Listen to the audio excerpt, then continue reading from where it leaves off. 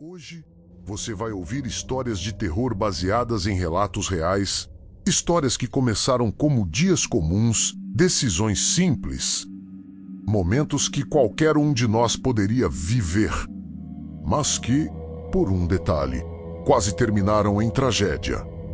Talvez você se identifique, talvez reconheça alguém próximo, ou talvez perceba que isso poderia ter acontecido com você.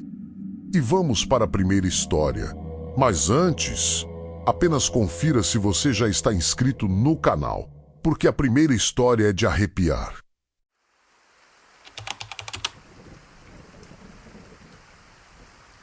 Hoje eu já sou adulto, tenho 28 anos.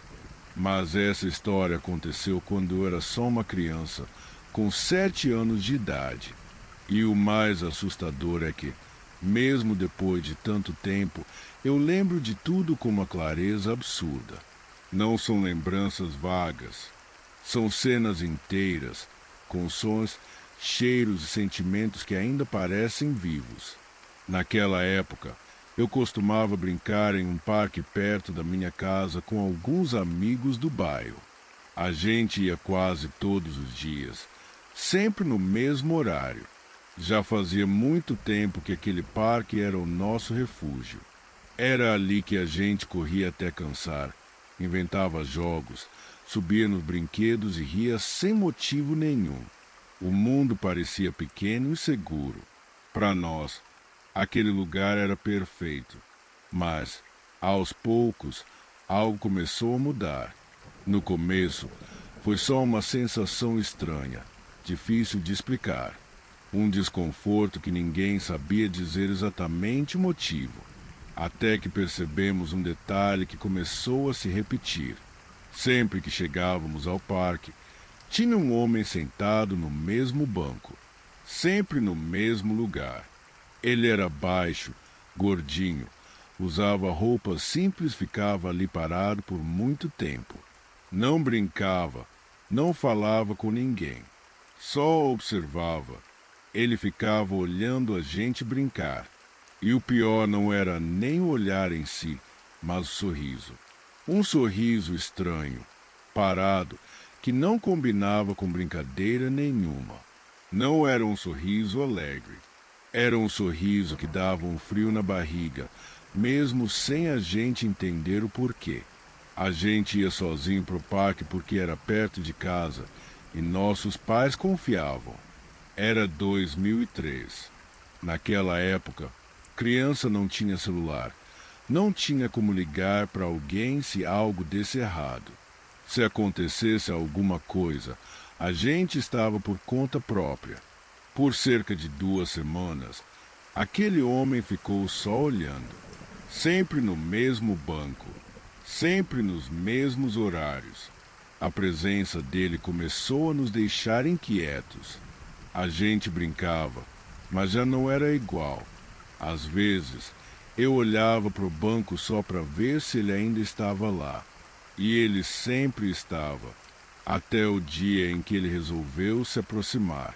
Naquele dia, o parque estava mais vazio. Estávamos só eu e mais 3 amigos. O sol já não estava tão forte e o clima parecia mais silencioso do que o normal. Foi quando vimos o homem levantar do banco e vir na nossa direção. Ele chegou devagar, com um jeito calmo demais. Falou com uma voz tranquila, quase amigável. Disse que tinha um videogame muito legal na casa dele e um cachorro novo que queria mostrar pra gente.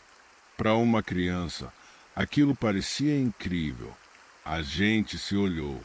Videogame, cachorro, tudo soava divertido. Pensamos se ele fosse só um adulto legal, alguém solitário talvez. Em nenhum momento passou pela nossa cabeça que poderia ser perigoso. Então aceitamos. Hoje, só de lembrar disso, dá um aperto no peito. Ele disse que a casa dele ficava a uns 20 minutos andando. Começamos a caminhar com ele, conversando pouco, seguindo pela rua. No começo, parecia tudo normal. mas eu sentia algo estranho, uma sensação ruim que eu não sabia explicar. Depois de uns 10 minutos de caminhada, uma viatura da polícia passou devagar pela rua. Um dos policiais colocou a cabeça para fora da janela e olhou direto para a gente. Foi olhar atento, desconfiado. Naquele exato momento, tudo mudou. O homem ficou tenso. Ele mandou a gente andar mais rápido, dizendo que assim teríamos mais tempo para brincar quando chegássemos. O tom de voz dele não era mais tão tranquilo. A gente obedeceu e acelerou o passo. De repente, ouvimos o barulho dos pneus. A viatura freou. Fez a volta rápido e parou logo atrás da gente. O silêncio foi quebrado por uma voz forte que ecoou na rua. Ei, você aí, para agora! Mãos na cabeça, a gente travou. Literalmente, ninguém se mexeu. Eu senti meu coração disparar e minhas pernas ficarem fracas. O homem tentou correr, mas não foi longe. Um policial foi mais rápido, derrubou ele no chão e colocou as algemas. Tudo aconteceu muito rápido. O outro policial veio até nós, se abaixou para ficar da nossa altura e perguntou se estávamos bem. Foi aí que a ficha começou a cair. Contamos tudo o que tinha acontecido, falando atropelado, assustados. O policial ouviu com atenção e depois disse algo que eu nunca esqueci, que a gente tinha tido muita sorte. Se eles não tivessem passado por ali naquele momento, as coisas poderiam ter terminado muito mal. Outra viatura chegou e levou a gente de volta para casa. A primeira levou o homem preso. Quando chegamos, a polícia explicou tudo para os nossos pais. Vi o rosto deles mudar, o medo tomando conta. A partir daquele dia, fomos proibidos de voltar àquele parque. Na época, meus pais acharam que eu era pequeno demais para entender o que realmente tinha acontecido. Eles tentaram nos proteger do pior. Anos depois, quando eu fiz 13 anos, eles finalmente me contaram a verdade. Aquele homem era um criminoso muito perigoso. Ele enganava crianças de propósito. Ele chamava isso de caçada. E costumava fazer isso em parques. Quando eu soube disso, senti um medo profundo, daqueles que ficam guardados para sempre. Até hoje, às vezes, eu paro e penso no que poderia ter acontecido comigo e com meus amigos se aquela viatura não tivesse passado naquela rua. E, sinceramente, eu nem gosto de imaginar.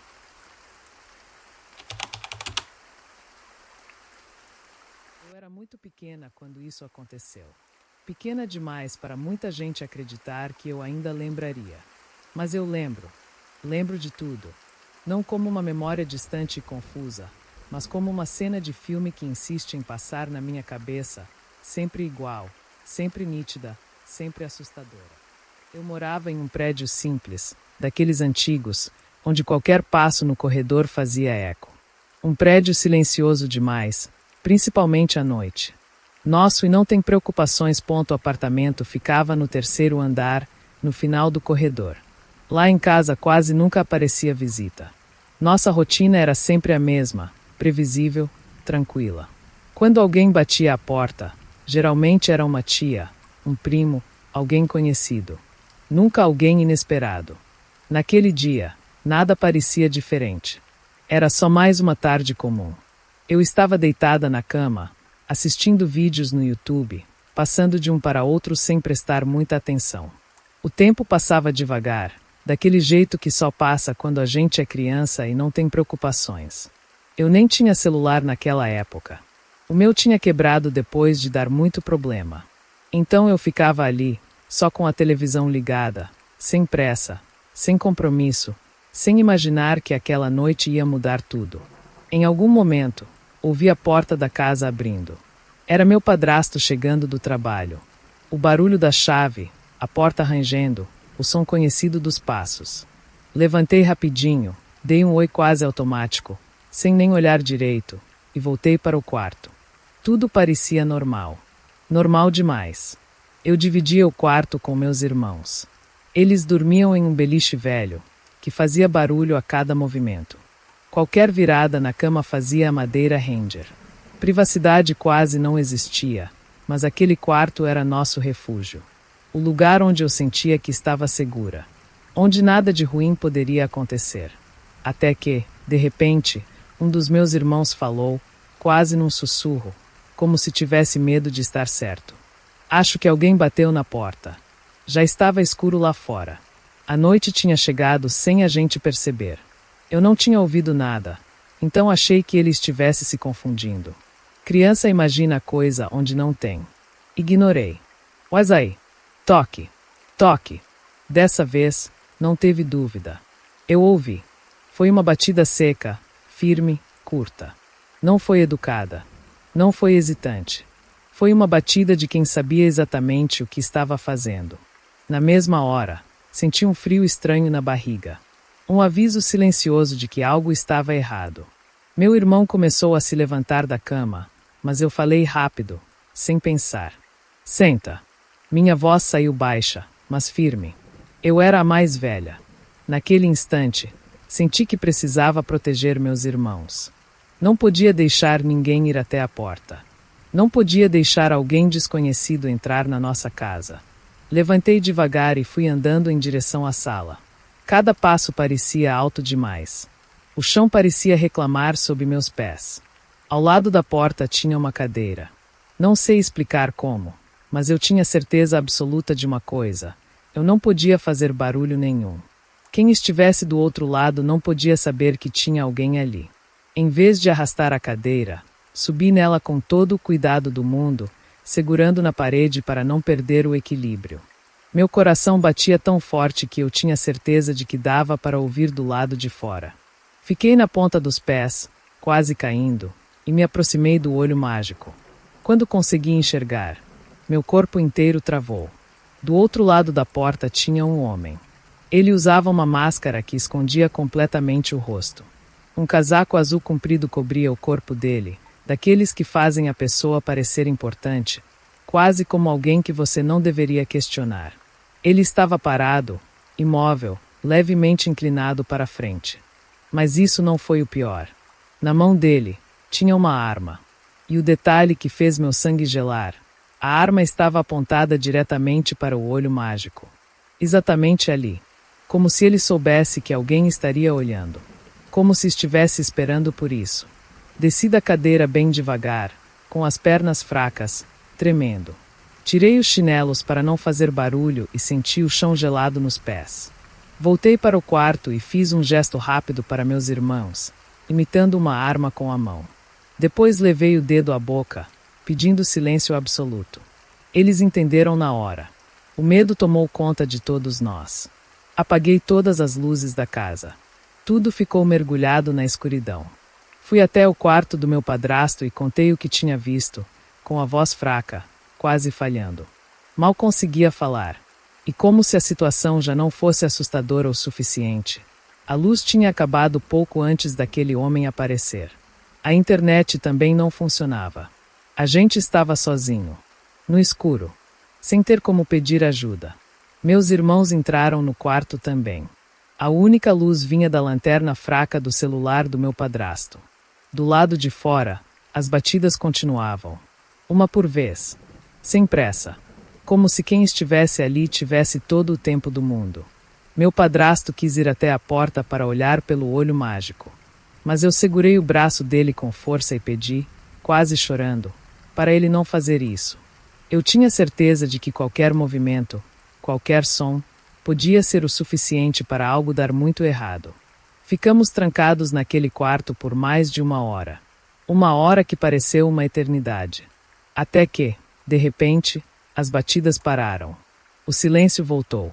Um silêncio pesado, estranho, que dava ainda mais medo. Depois de um tempo, começamos a ouvir vozes no corredor. Uma família tinha chegado no apartamento do nosso andar. Uma criança falava alto. Lá embaixo, Dava para ouvir outras crianças brincando. Só então o medo começou a diminuir. Liguei para minha mãe e pedi para irmos para a casa da minha tia. Não expliquei nada. Só disse que precisava sair dali o mais rápido possível. Saímos correndo. Nunca mais vi aquele homem. Mas até hoje, sempre que lembro daquela noite, uma pergunta não sai da minha cabeça. E se eu tivesse deixado meu irmão abrir a porta? Meu nome é Drill Prapiti.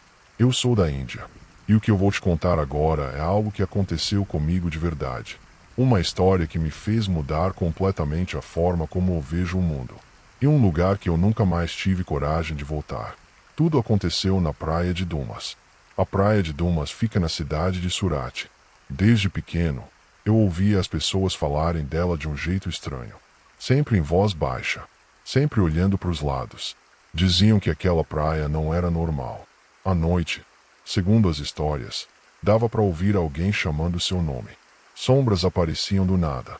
E, às vezes, você sentia passos atrás de você, mesmo estando sozinho.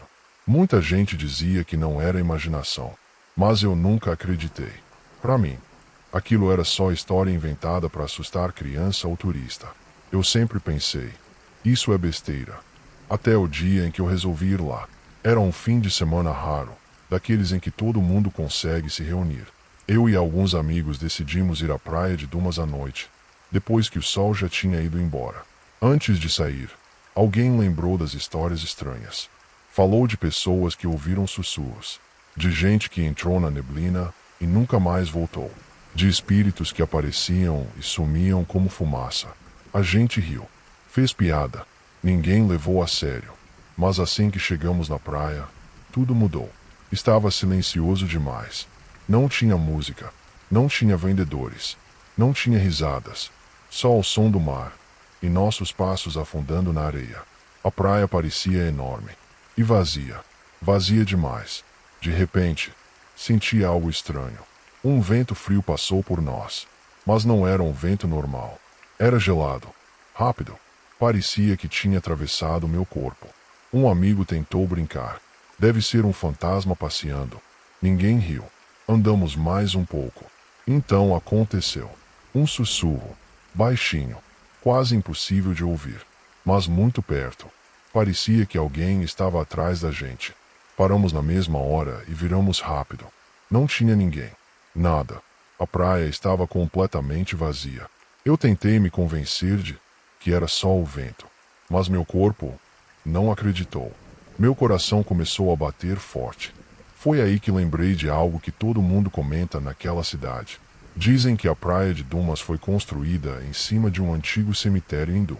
Talvez, só talvez, algumas almas nunca tenham ido embora.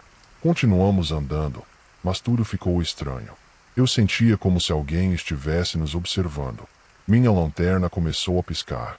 A luz falhava, quase apagava. E então, do nada, uma névoa branca começou a surgir. Ela rastejava pela areia, cobria nossos pés. Foi quando um dos meus amigos parou e apontou para o chão. Tinham pegadas na areia. Elas não eram nossas.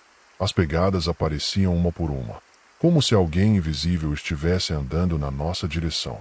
Cada passo chegava mais perto. Meu coração quase saiu pela boca. Um amigo sussurrou: "Vamos embora, agora." Eu concordei, mas, por algum motivo, fiquei parado só mais um segundo. Olhei de novo. As pegadas continuavam vindo. Então eu vi. Bem na minha frente, por um instante, apareceu uma figura escura. Não dava para ver o rosto direito. Só os olhos. Olhos vazios. Olhando direto para mim. Não era raiva. Não era ódio. Era tristeza. E parecia um aviso. Meu corpo reagiu sozinho. Eu tropecei para trás e começamos a correr o mais rápido que conseguimos. Enquanto corríamos, dava para ouvir sussurros mais altos e passos atrás da gente. A gente não olhou para trás. Só paramos quando chegamos perto da estrada, onde tinha luz. Ofegantes, assustados, criamos coragem e olhamos de volta para a praia. A névoa tinha sumido. O mar estava calmo. Tudo em silêncio, como se nada tivesse acontecido. Mas eu sei o que vi, e sei o que senti. E por isso eu digo com certeza: eu nunca mais voltei à praia de Dumas.